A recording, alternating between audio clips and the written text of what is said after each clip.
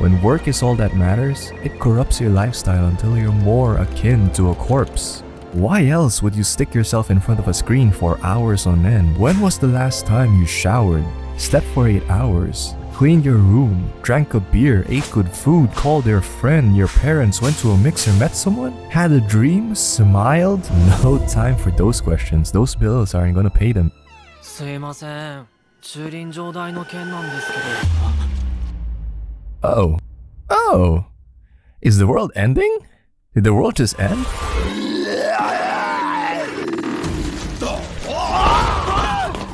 なんだこれ。なんだこれ。ゾンビだよな。これ。This raging sociopath is Tendo Akira from Zom 100, and he just found out that he doesn't have to go to work anymore on account of the zombie apocalypse. After ignoring the horrors going on around him, quitting his job and confessing his love to a coworker who unfortunately caught the most terrible hickey, Akira decides to put into action what he's known for the past few years. Slaving away at that company may have sustained him, but it sure wasn't living. So he begins to write a bucket list before he inevitably gets chomped. Fortunately for us, this story is fiction, so his list is more interesting than, say, petting the giraffe or greasing the tube, entering his guts era by getting down and dirty with the unholy. He's gonna go out there and get into a mixer, spend time with the fam, eat so much food, trip over. Whoa, what is that? Is that a critique of the corporate work ethic? Is that a metaphor for how work makes us into zombified versions of ourselves? Is that a heart-to-heart about the death of dreams in the maw of capitalism? Yes it is. In between fighting off the zombie horde and info dumping about the creator's many hyperfixations, at Psalm 100 scores an earnest plea to the audience to stop killing themselves at work and go out there and live alone. It goes something like this.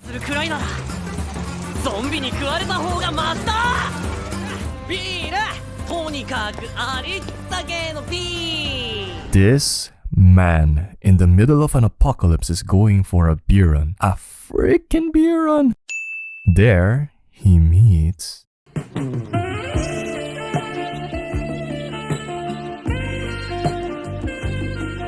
He hits her with the, "Hey sweetie, can I get your number?"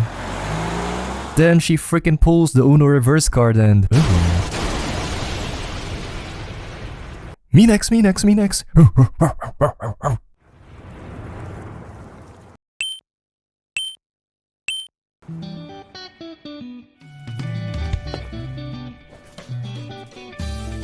That, good people, was our main protagonist Akira getting manhandled. Do you have a boyfriend? Are you seriously asking that right now, Akira, you freaking thirsty motherfuck? それって今聞かなきゃいけないことなんですか? ですよね! 絶対違うよね! Yep, that's the proper response. At this point, he knows he fucked up, so he does the only reasonable thing in this situation. He chugs a bottle of tequila. And while our boy is on his knees, literally puking his guts out, she hits him with... ちなみにさっきの質問ですけど、彼氏はいます。 My boy just goes full retard at this point. You know how it goes though, they have a heart-to-heart talk about work life and...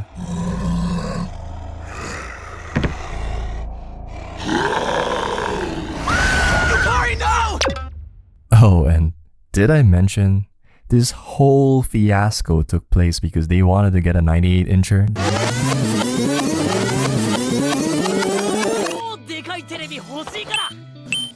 They literally went through hordes of zombies, almost got deleted by Truck-kun for the second time, and got 3 people killed for a flat screen. A freaking flat screen. When you feel joy after finding a TV when your date literally just got mauled not even 10 minutes before, that isn't comedy. That's called being a psychopath.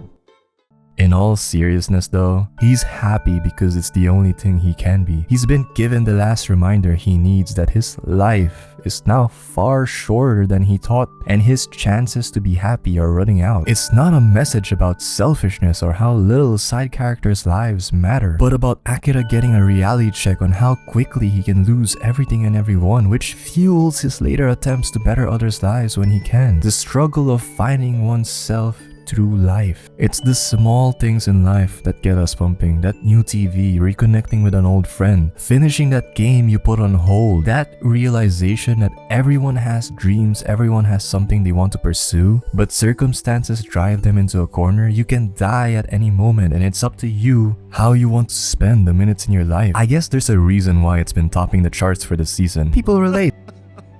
Someone sign me on for my TED Talk right now. Come on, I'm ready. Besides Sakura, the cast perfectly embodies the mundaneness of life as a cog in the matrix. Kenichiro, a real estate agent who puts on a facade of happiness, confides in us that his dream was to become a comedian. Unfortunately, because the creator finds his balls hanging in the wind, the funniest punchline known to man, he rarely gets to tell a real joke.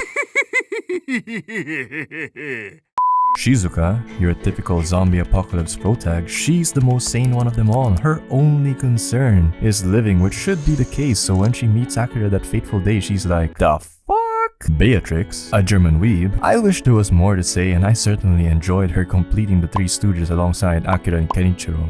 But let's be honest, besides raving about Japan and becoming an eye tracker test, and I will not look at a single boob, and I will not look at a single butt in this video!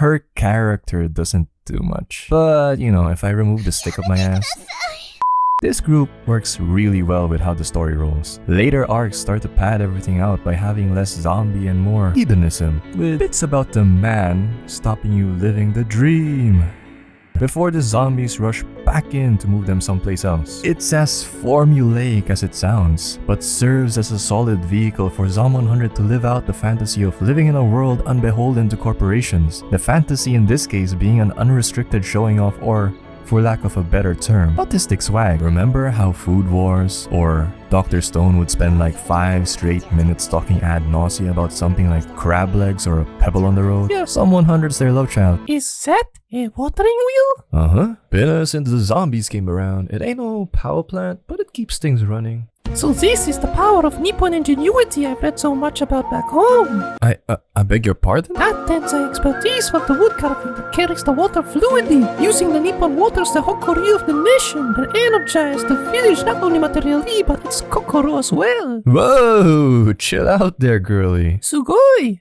That the Japanese can do this with their little hands and little eyes, isn't that so wonderful?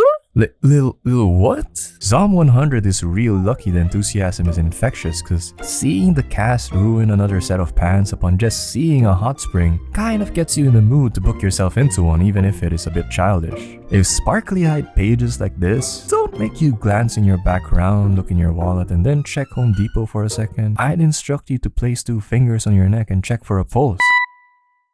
Cause whatever you got going on must be killing you. Moments like these don't even put the thought of getting out there sound endearing. It's the whole appeal of the show, to be honest. There's this feeling in the show that once you get a job, you have to lock away your inner child. The one that wanted to go digging for fossils because dinosaurs were cool, or a flight attendant because being a part of a team that soared across the sky sounded like a dream. The one that slowly dies as we stop talking to friends or doing the things that we love. The one that really wanted to be a superhero or something. The inner child that is the engine of our fantasies. Zom 100, giving that child the stage, makes it such an earnest piece and a fun watch. However, it serves as the series' biggest anchor. Zom 100's weakest moments are when it stops being a fantasy and tries at being commentary because it's simply too naive.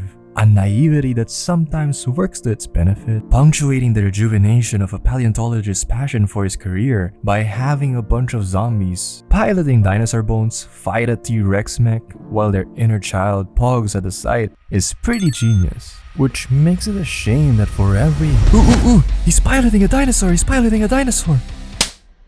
Zom 100 feels the need to sound our experience by rolling in that old TV substitute teachers always used. Zom 100 talks about work like a child giving advice to their parents. They were only half listening when Dada was going over his day and have a quarter of the understanding of the consequences of anything they spit out. Every event plays out like those arguments kids think you have, or those PSAs that never solved an issue. It's idiotic and views the world in a surface level manner, something that's fine for meathead shonens that don't try to talk about the current issues right after blowing up Frieza Clone 9235. Whenever Zom 100 does this, it leaves a bad taste in my mouth. A taste made worse by its refusal to treat any of its villains with any measure of depth or empathy. Making a world through the lens of a kid playing with Legos means that Zom 100 struggles to present the unsavory types that capitalism grinds out with any compassion. They show up,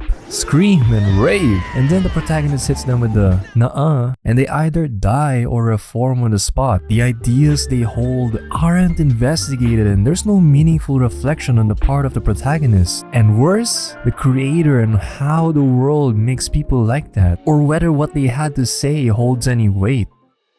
Something that's infuriating as it is self-evident is that Akira was a year away from becoming a terrible person. He resented his work, didn't want to live, and pushed away his friends before the apocalypse. And all he has to say to the non-zombie antagonists he meets is, skill issue? We can't explore these people like the food you eat or the nice people you run into. It feels wasteful, but also when you look at the series, it's clear that what I'm asking for is a bit too much and could potentially ruin the whole vibe. And it's a good vibe too. A lot of work is put into the fantasy of living in a world without a work environment. Settings are pretty, food looks amazing, encyclopedia levels of information are dropped on a whim. That caricature of your boss getting his shit pushed in? It's a daydream and not a revolution, and when you accept Zom 100 for what it is, it's a pretty fun ride to have in your cubicle. And oh, if you stayed till the end, here's a bonus.